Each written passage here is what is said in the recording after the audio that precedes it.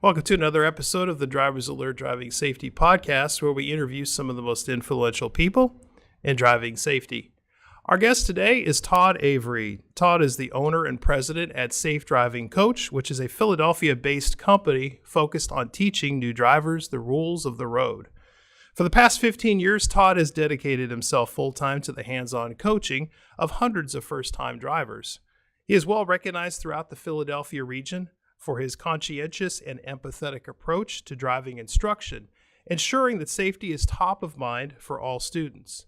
Todd is also an obsessed car enthusiast and can be found from time to time coaching high-performance, high-speed drivers on the racetrack. Todd, thanks for joining us today. Rich, my pleasure. That's a heck of an introduction. So why don't we go ahead and jump right in? So Todd, how did you get started in driving instruction? So it's funny. It kind of goes back to when I was a little kid. I've always been a car guy. I've always been around cars. I never really actually working on them from a mechanical standpoint, but more from the detailing aspect. So kept my cars clean, started detailing my neighbors' cars. As I got older, I started getting into sports cars, and then I wanted to put my car on a racetrack. And then fast forward, I had a detailing business, one of many. And I was talking to one of my clients, and they say, you need to go out and find a Mazda Miata. That's the best car to put on a racetrack. So prior to that, I had been to a couple of driving schools, one up in Connecticut with Skip Barber. Then I did another one in Bertle Roos at Pocono. And then I finished with the stock car experience, 160 miles an hour going around Pocono Raceway, which is super cool. And I went out and I found this little Mazda Miata. And I thought to myself, wow, I mean, how much fun can you have? It's a little tiny nothing car. But I took the car to a racetrack and I literally beat the crap out of this car for 2 days straight and drove it home. And I was hooked. And then each year I did something else to the car. I made it safer. I put racing seats. I had a 5-point harness in it. I had a 4-point roll bar in it. Had racing belts and made the brakes bigger. I made the engine stronger and just did all the safety things in addition to make the car go faster. And then as I started to get better at my skills, I was still a student. We had an event at Pocono Raceway with the group that I was running with. And our chief instructor asked 4 instructors and then myself to take some of these guys out from Mazda. So there were some high-level executives that were there for the first time on the racetrack. And the 5 of us took them all out, and we had a great time on the racetrack. At the end of the day, I went to my chief instructor, and I said, you picked 4 instructors, and you picked me. Why'd you pick me? He says, because you were ready. And I said, ready for what? He says, you're ready to be an instructor. And I was humbled by the experience because I just wasn't really looking for it. So then I kind of continued my, racing performance path, if you will, and started running with other groups with an instructor sitting next to me. So I'm still the student, quote unquote, in the driver's seat. And another instructor would say the same thing. He's like, you don't need me. He says, you should be instructing. So it kind of, struck a chord to me. I'm like, wait a second, maybe there's something here. So went back to the original group and I said, okay, I'm ready to go. Let's make it happen. So fast forward, I started running with a lot of different racing groups. And one group had a classroom that they were putting on for a lot of the students before we got on the racetrack. So kind of going over the educational piece of what they can experience when they're on the track. So I went back to my original group and I said, well, there's one group that I run with, but they have a classroom. Have you guys thought about putting on a classroom? They said, we have, but we didn't have anybody that wanted to do it. And I said, okay. And they said, well, yeah, you're elected. You can do it. I said, great. So now I'm teaching the classroom, teaching behind the wheel, and also, actually being in my own car. So it's been a great run. I love sitting in the driver's seat as much as I love sitting next to a student on the racetrack, coaching them to watch their experience as they get better and faster and smoother on the racetrack. That's incredible. And so what led to the actual forming of the company? Was there a particular moment that led to that, or did it just kind of evolve over time? Yeah, it kind of, sometimes you hear, people that have careers, they just kind of fell into a role. So, being on the racetrack was great. I've always been pretty much an entrepreneur. I've always had my own business. I was working for a very good friend of mine, helping to run his service department at one of the dealerships. And one of our clients was a driving school owner. And he had about, I guess, maybe 3 or 4 driving school cars at the time. And just kind of struck up a conversation with him. Hey, I'm a performance instructor. Are you looking for instructors? And he says, I'm always looking for instructors. And then struck up the conversation and put a program together where I was going to leave my current role as a service manager and start as an instructor with this gentleman who was an older gentleman looking to kind of get out of the business at some point. I was kind of looking to kind of sink my teeth into something. Long story short, that relationship did not work out. And in the state of Pennsylvania, in order to open up or have a driving school, you have to work for either one or many driving schools for 2 years. So I finally found my niche, really loving what I do with teaching students, 16, 17-year-olds, teenagers that are just getting their permits, helping them to get their driver's license. So kind of fell into that role as an instructor, knowing I had to put my time in. So February of last year, so February of 2018, it was official that I had my license in the state of Pennsylvania, and I started Safe Driving Coach. I was still working with another driving school under contract. I finished up that piece in July of last year. He asked me to kind of stay on board with him until August because he was obviously the summertime is busy when a lot of the students are home. Stayed on board with him from August, and then since basically September 1, I've been officially on my own. So it's a great feeling to be back on my own as an entrepreneur, as a business owner, and basically controlling my own destiny, which it's very rewarding. Well, that's great. Congratulations. Thank you. So in the state of Pennsylvania, how does first-time driver training work? Are students required to go through some classroom instruction first prior to being in a vehicle with an actual instructor? It's interesting. So, fortunately or unfortunately, the state of Pennsylvania does not have a specific requirement. So, for example, you turn 16, you apply for your permit. You now can drive with anyone who is a licensed driver 21 years or older, and you are not eligible to get your license until you're 16 and a half. In that 6-month period, you should have at least 65 hours of driving under your belt. 10 hours driving at night, 5 hours in inclement weather, rain, sleet, snow, fog, what have you. And now you're 6 months later, and now you're eligible to take your test. So to answer your question specifically, the state of Pennsylvania does not have that requirement where it's a law. But I'm pretty tight on where my students are in regards to making sure they have that 65 hours. What I coach and what I teach is defensive driving. So basically always expect the unexpected. You just don't know what can happen. And new drivers, they just don't know. There's so much to process. There's so much going on. There's so many people that are out there that just don't pay attention. They're on their phones or they're drinking coffee or whatever they may do, and they're distracted. There's aggressive drivers that are out there. So really trying to give all of the tools to my students to understand what it's like to be out there, to be 3 things: safe, responsible, aware driver.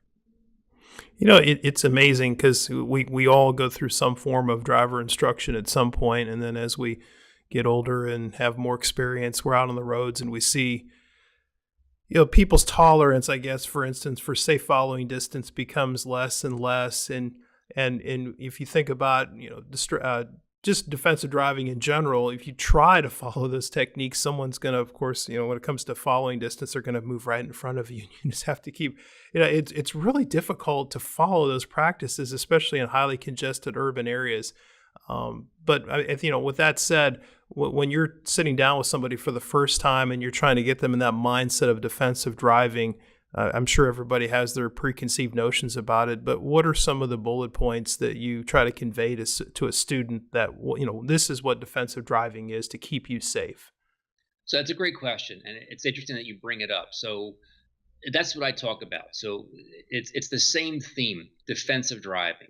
So I got a call from one of the parents the other day, from one of the moms, and she said to me, "My son is confused on what defensive driving is." And I said, "Okay." So I'm thinking to myself, well, maybe that is my fault because I didn't describe it as much as I should have. Basically, defensive driving is to expect the unexpected.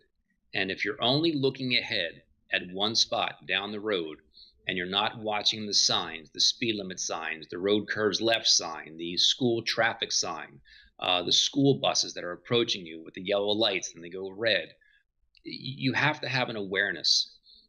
Defensive driving is awareness. Most new students only can process a small handful of things at once. So, for example, I get students that run the full gamut, from some that don't know where the brake pedal is. They're kind of like looking, well, where's the brake pedal? Which one's the gas pedal? Right. And I always tell them, I kind of joke, well, the brake pedal is the big one in the middle, you know, and, to ones that have driven 65 hours or 100 hours.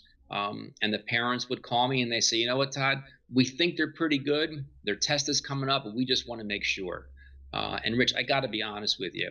Every student that I'm with, they learn at least one thing because I ask them at the end of the lesson. So we went over a tremendous amount of information with you today. What did you learn? And sometimes when you put them on the spot, they're like, I can't remember, right? I'm like, okay, well, give me one thing. And then obviously I joke with them, as long as you learn one thing, what does it mean for me? Job security. I get to keep my job. But it's a lot to process. And I tell them in the very beginning. So it's very similar to a sales strategy, and the fact that it's what I call an upfront contract. So letting them know what they can expect when they're in the car with me. For example, I tell them when I meet with the moms and dads, typically at the kitchen table, that I'm going to fill their brains with information. So much is going to be oozing out of their heads. Ask me questions. It's a lot to process. And sure enough, now we get in the car. We go over the controls. I kind of get them settled. We take a deep breath. Sometimes, depending upon my students, I am trained to teach and coach students with learning challenges or disabilities in regards to ADD and ADHD, severe anxiety, high nervousness. So if I sense from my student that it's just too much for them to process, we'll pull over where it's safe and just take a deep breath and just kind of say, okay, what's going on with you right now? Or if I sense that they're losing focus, maybe they're thinking about they have a basketball game that's coming up, maybe they have midterms or SATs or ACTs that are coming up. So keeping them focused is one of my main roles, all of the while having them understand how much there is to process. And I, one of the things I think about when I'm thinking of just defensive driving in general is the ability to anticipate, like you were saying, something that might happen 5 seconds down the road. And I guess it's a challenge for new students to driving because they really don't have that full set of possibilities, in their minds. So it's got to be a challenge. I mean, how do you approach that? So anticipate. So I always ask my students, what do they do? Are they involved in sports, activities, hobbies, whatever they may do? So how can you help them with anticipation? For example, I had my one student. I asked him, I said, "What do you do?" He says, and he was struggling. He was struggling with how much to process, struggling with just staring at one spot. And I said, "You play sports?" He says, "Yeah." I said, "What sport?" He says, "Football." I'm like, "Oh, what position?" He says, "Quarterback." I'm like, "Wait a minute, you're a quarterback?" He says, "Yeah." I said, "So let me ask you a question. If you were to stare at one of your receivers the entire game, what would happen?" "Well, I get picked off every time. I'd throw interceptions." I said, "But what do you do?" He says, "Well, I'm always scanning the field." And I said, "Well, this is your field. You've got to be able to keep those eyes moving." And Rich, when I tell you I watched his body language change, he's like, "You know what? That makes sense." So to me, that's an aha moment where they realize they already have those skills because of what they do, and now you can apply them into the car. Another student I have, they're in theater, and to me, standing in front of an audience, which I've done several times in my career, but in the beginning, it's overwhelming. Um, but same thing, they're scanning the audience. So I try and correlate what my students do on a daily basis and have them put it into the car. This way, it doesn't seem so foreign to them. How do you anticipate? You got to be looking all the way down the road, not just at the license plate of the car in front of you. You got to be checking your mirrors, your side view mirrors, your rear view mirror. Um, we could do a lesson that's 90 minutes or 2 hours, and I can ask my student, how often have you checked your rearview mirror? And they'll be like, yeah, probably not as often as I should. So these are all things that they're learning. Um, so yeah, it's a lot. So talk about deer, right? What do you know about deer? Well, they travel in packs. Where there's one, there's more. When do they come out? They come out at dusk. So having these conversations with my students, giving them the opportunity to think about, oh wow, it's more than just putting the car in drive and turn signals and lefts and rights. It's a big responsibility. Yeah, most definitely. So maybe you can walk us through what is when someone takes some instruction from you as safe driving coach, what does that look like? How many lessons overall are involved if they're learning to drive, and help kind of walk us through what does that the vehicle setup look like? So you're sitting in there and you've got controls as well, and what does that kind of look like for the first time student? Yeah, so I have it's a 2017 Honda Accord. So not what I would call your typical driving school car. Most cars are much smaller, but I felt as though that I'm going to be in this car, 10, 12, 14 hours a day. I want to be comfortable for myself, which ultimately can be comfortable for my students. So I have an 8-way adjustable power seat. The steering wheel adjusts both up and down, in and out. So completely adjustable. Giving a student, I have a student, he's 6'4", had no problem driving, and also a student that's 5'1", so making those adjustments. Also, in regards to the car itself, every car that is a driving school car has to have what we call the instructor's brake on the passenger side floor. Obviously, that's installed. And then also, I have logos from my not only the company, but on the back of the car it says student driver. So people at least know that it's a student driver car. So what can they expect when they start lessons with me? And I'll do one lesson, or we'll do 9 lessons. It doesn't matter to me. This is not. There's no magic wand that says, okay, if you do X amount of hours behind the wheel, you become an excellent driver. Typically, there's most insurance companies are looking for what we call the 6-hour behind the wheel program. So 4 90-minute lessons. Some companies offer 2-hour lessons. I've done both. I think 2 hours in a car, it's a long time. I find that 90 minutes is pretty much right on the money. An hour is just not enough time. So first lesson, we go over the very basics. Whether you're just getting in the car for the first time or you've been driving for 40, 50, 60 hours, I want to make sure you've got proper seating position, making sure that your mirrors are set properly, making sure your hands are set properly on the steering wheel. There's this big misnomer out there that driving position for your hands should be at 10 and 2. Well, that's incorrect. It should be at 9 and 3, just like a clock. So every car nowadays has an airbag. I've been to events where we exploded those airbags, and those airbags go off at 200 miles an hour. And if your hands are in the wrong position, not only can your wrist break, but your hands can be thrown back into your face, and that's not a pretty picture. So then we kind of go over the gauges and the dials and giving them a comfort level of the car. And then we'll start from the very basics. Typically, depending upon their comfort level, we'll start in a parking lot, just practicing turning, making sure they understand how much steering radius the car needs to turn. Very rarely using any kind of gas pedal, just modulating the brake pedal. And then we'll kind of get on the roads. We'll do local driving, neighborhood type driving, lots of stop signs, lots of traffic lights, speeds 25, 35 miles an hour. Typically, that's the first lesson. Second lesson in a longer program that I have, which is a 9-hour program, so that's 6 90-minute lessons. We'll go for a nice long drive. So we'll go out. I'll teach them how to make lane changes, where they're checking their mirrors, checking blind spots, making sure they're using their turn signals. Really kind of focusing on how much they're processing. So one of the questions that I always ask is, what are the signs telling you? And then the follow-up question is, and what else? So really kind of determining where they're looking and how far down the road they are actually processing all of this information. That's the second lesson. Third lesson, typically on the highway.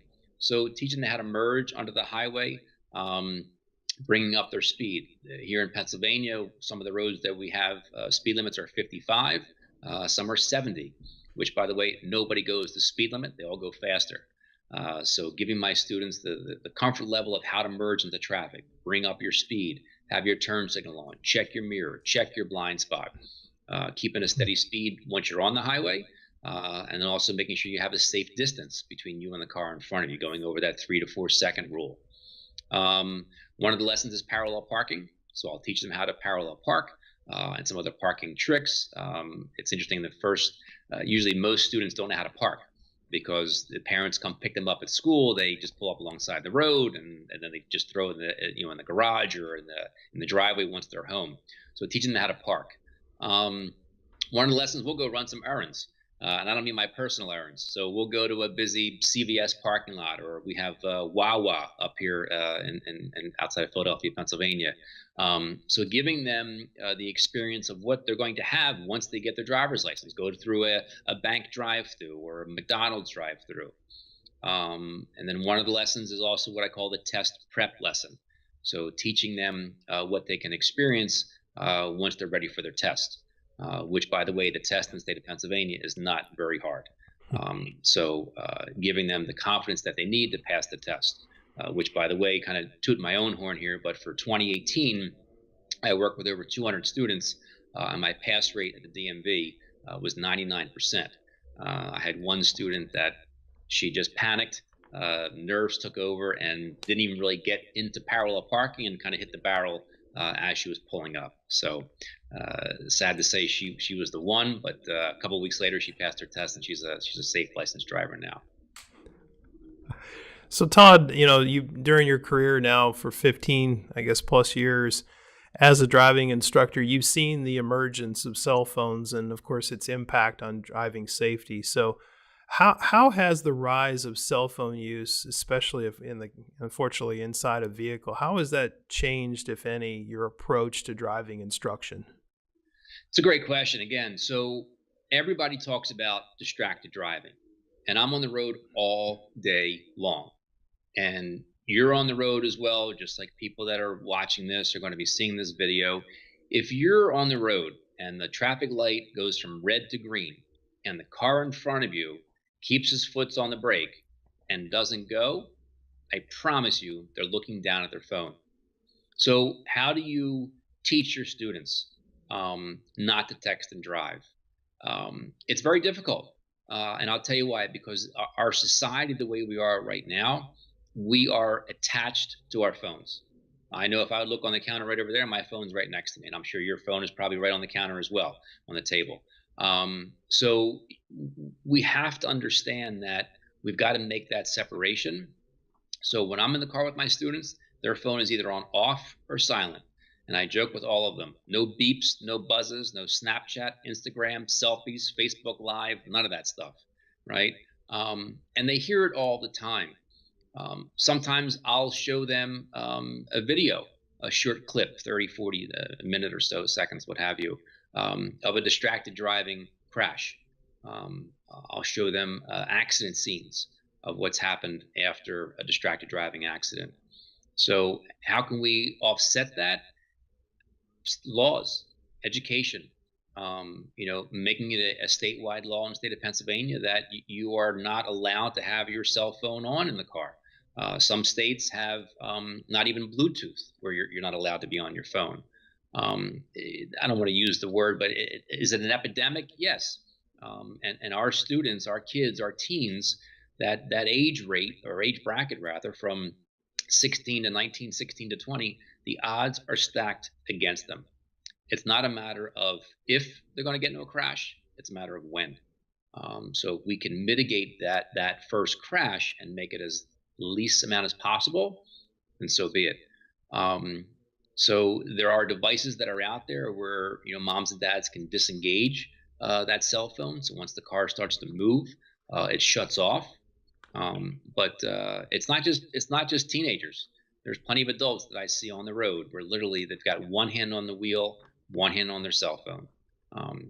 It's a problem. It really is a problem nowadays. You would think, especially if somebody's a first-time driver, obviously 16, 17 years old, you kind of feel the sense of responsibility getting behind the wheel and driving. And I know I can think back to when I first learned to drive. I mean, I wasn't thinking about touching the radio buttons or anything. I wanted to make sure everything was all all set up for me before I actually turned the car on. But I guess over time, as you start getting more comfortable and you get complacent, then things start creeping in and distracting your attention. And so I can imagine how difficult and frustrating that must be. So, kind of expanding that to the general audience out there of all drivers, what you mentioned, legal and is one avenue. I mean, what is it going to take? I mean, some people are saying, "Hey, we're just hoping the driverless vehicle comes soon because that'll take care of the problem." But that's still a little bit over the horizon. I mean, are we really in a situation where it's almost kind of hopeless to really fight this problem because the phones are such a big part of our lives? I don't. I'm always a very positive person, so I don't want to ever say that it's hopeless. So I'm a solution guy. So we know the problem. We know this. We know what the solution is. The big question is, how do we implement that? How do we start to save lives? And it comes from awareness. It comes from education. So I do presentations at high schools. I do presentations at our local libraries or our YMCA's, and I talk about the dangers of distracted driving, and that you are driving a 4,000-pound killing machine. It is what it is. This is not about being 4 or 5 years old and everybody gets trophies. There's no trophies here. I have some students that say to me, so I'll teach a set of twins, and they'll say to me, well, who's better? Which one's better? And I say, well, how do you determine who's better? Who crashes less? Who gets less speeding tickets? So it's not about who's better. It's about who's safer, who's more aware. It just comes down to awareness. I don't think that it's a hopeless situation. I think that as more individuals like you and myself kind of get out there and keep that voice going, and explaining to the public how dangerous this is. Maybe at some point, it's not going to happen today or tomorrow, but down the line, we'll come up with a strategy that we can start to save lives. Because if you look at distracted driving rates and teen deaths over the years, it's gone the wrong direction. And by the way, distracted driving is not just being on your phone.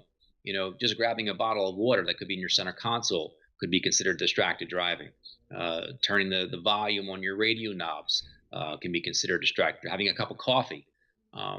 So it's more to it than just the phones, but that is the main cause of Yeah, distracted driving. it's interesting you mentioned the bottle, and it reminded me. We interviewed Karen Torres. I believe she's in the New York area, and she started off for you, Dad, and her dad was working road construction, I believe, and somebody was driving a vehicle and the bottle of water fell into the passenger side or something. And he'd reached down to grab it, and as he's picking the bottle up and looking up, he swerved into the construction zone and the rest. But Yeah, just to kind of to follow up with that. So I had the opportunity to meet Karen. Um, okay. I was at an event in Texas where she was one of the speakers. Very powerful story. And the gentleman that went for his water bottle was driving a cement truck. So imagine now it's not a 4,000 pound, you've got an 80,000 pound piece of equipment that was going through a construction zone. A lot of the other workers that were near her dad heard the screeching and heard the construction barrels basically being thrown out of the way. All of the gentlemen went one way. Her father went the wrong way and was killed.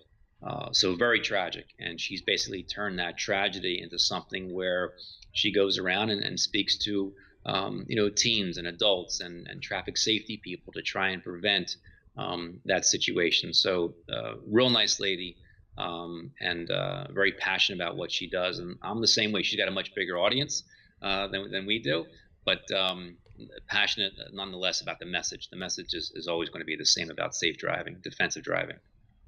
Todd, what about a story that you'd like to share with us? I think you had mentioned that one of your daughters might have been involved in an incident related to distracted driving. Is there anything that you'd like to share? I know people oftentimes relate better to stories and trying to drive home a point, for instance, about distracted driving. Yeah, so it was her 18th birthday. She and her girlfriend had gone go-karting. So when my girls were little, I've always taken them go-karting, and I couldn't go that day. I was working. And so she comes out of the go-kart track, and she was coming down the parking lot area. And everybody does it. It's not right, but everybody does it. She kind of was cutting through the parking lines as opposed to kind of going through the lane, and just missed the post, which is a concrete post, and drove straight into it. Never hit the brakes. Airbags go off, both passenger and driver. Thankfully, no one was hurt. Both she and her girlfriend were fine. But totaled the vehicle, and a scary situation. So it can happen to anybody. And when you get that phone call, her first words to me were, "Dad, I feel really bad about your truck." And I said, "Hon, don't worry about the truck. I want to make sure you're okay." But yeah, it can happen to anybody, and it can be as innocent as what happened in that parking lot. So the idea is, hopefully she learned a lesson, and the biggest thing is that no one was hurt. That's the key. We can replace cars. We can buy new cars. That's not the issue. The issue is our kids, our teenagers, our students, our parents. You can't replace them. Definitely. What about other driving safety initiatives? I think you had mentioned before that you were involved in some type of a defensive driving class with respect to closed circuit training, maybe in a parking lot or some large area. Is that something you still do today? Yeah, in fact, so I'm not your quote unquote typical driving instructor. And by the way, there's many great instructors that are out there, but a lot of them could be teachers that are looking to do something, on the weekends or during the summertime. I'm a car guy, so I come from a racing background where teaching students on the racetrack. So specifically defensive driving in these closed courses where we teach the students how to drive in a situation that they would not normally be in. For example, accident avoidance. So you're driving down the road, the deer comes running out in front of you. What do you do? So we'll teach them how to turn the wheel. And let's say you're going 40 miles an hour, where you turn the wheel to one way, bring it back the other way, slam on the brakes, keep the car in control. We'll do a skid pad. I don't know if you're familiar with the skid pad. Basically, it's one big circle in a big giant parking lot. We typically wet it down. Sometimes it's just water. Sometimes we use some soap, and show them the limits of adhesion in regards to your tires on the road. The difference between oversteer, where basically the back of the car kind of comes around you, or understeer, where you can turn the wheel and the car just pushes. It just goes straight, where you have no steering. We do also advanced braking. So imagine, again, closed situation, bringing your car up to speed about 40, 50, 55 miles an hour, and slamming the brakes on to really get those anti-lock brakes to engage, so you know what it feels like when it happens. And then the last group that I ran with, we had an interesting activity where we told the students, okay, we're going to have you text and drive. And they would look at us like, wait, what? So very small course, very tight course with cones. And we said, okay, bring out your phones. But here's the caveat. One, you're going to send a text to either mom or dad. Here's what you're going to write. And we told them exactly what we wanted them to write. However, if you hit any one of these cones, you are now killing somebody. So not one of these students was able to send a text without running over one of those cones, which basically they killed somebody. And when you put it into that kind of context, they kind of ponied up a little bit. They're like, wow, I didn't really know, or same kind of thing when I do my presentations. Imagine if I said to you, Rich, okay, you guys are in Florida, whatever main highway it is. I want you to drive down the road and close your eyes for 4 seconds. So now I have them close their eyes for 4 seconds, and now open up your eyes. And I said, imagine that's what it's like when you text and drive, because you're literally taking your eyes off the road for 4 seconds. And the amount of wows, or I can't imagine I could ever do that, are shocking, because they don't really. I can do that. I can just voice the text. I don't have to type.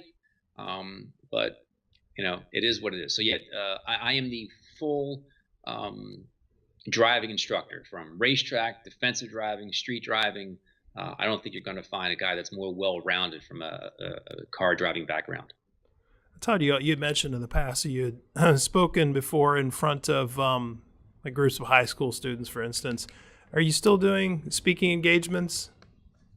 Oh yeah, Yeah. absolutely. I mean, right now, where we are at Philadelphia, so we don't do much in regards to the wintertime because you could set up an event in the middle of January, although we said 60 degrees here in February yesterday. But so springtime, fall, where I will go and present to our high schools, private schools, local YMCA, local libraries. As long as I can get in front of an audience, it doesn't matter, how many, whether it's 5 or 50.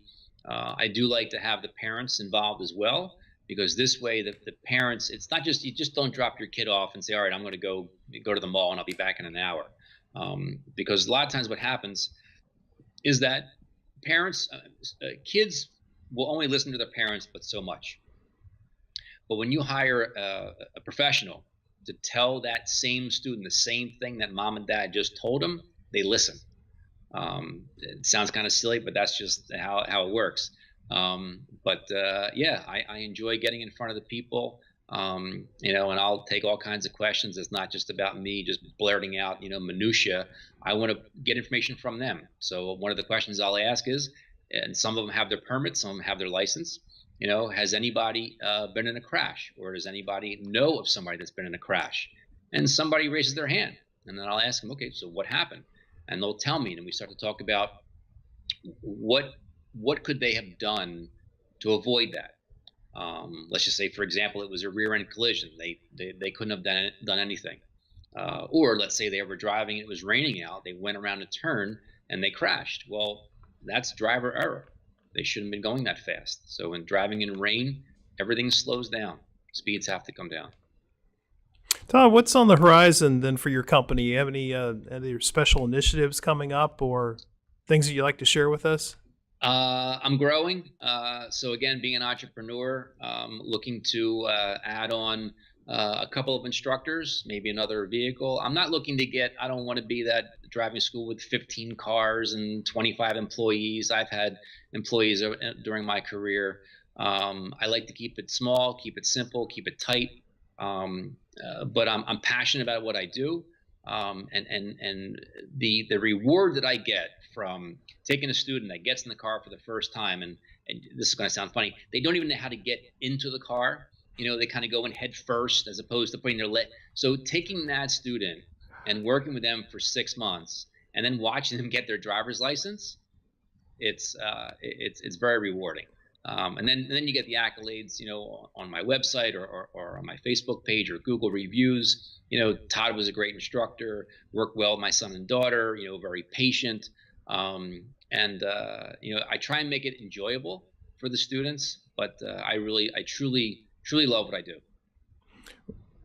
We're coming up on our allotted time. I guess just before we wrap it up, is there anything you want to leave us with, any particular message or something you'd like to underscore just based on all of your years of experience and what you've seen with respect to driving safety and just trying to keep everybody's, mindset focused on the most important task, which is just driving the vehicle? Yeah, I think that we as a society, we've become an aggressive society in regards to driving.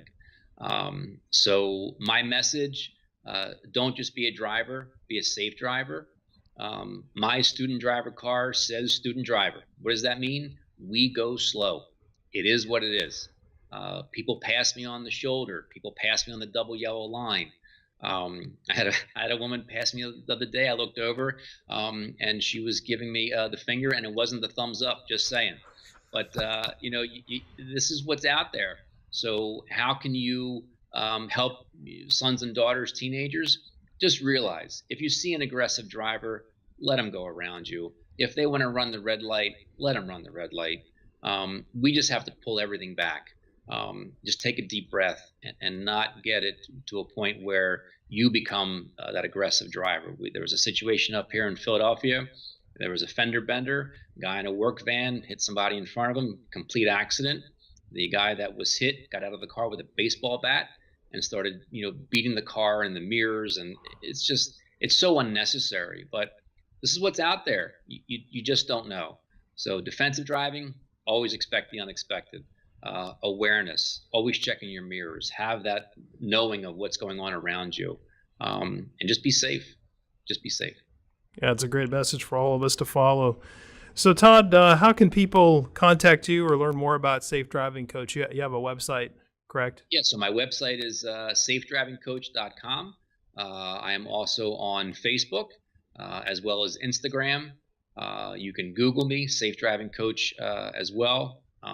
We're here just located outside of Philadelphia, Pennsylvania in Ambler, covering what I would say the Tri-County areas, so Montgomery County, Bucks County, a little bit of Chester and Delaware County.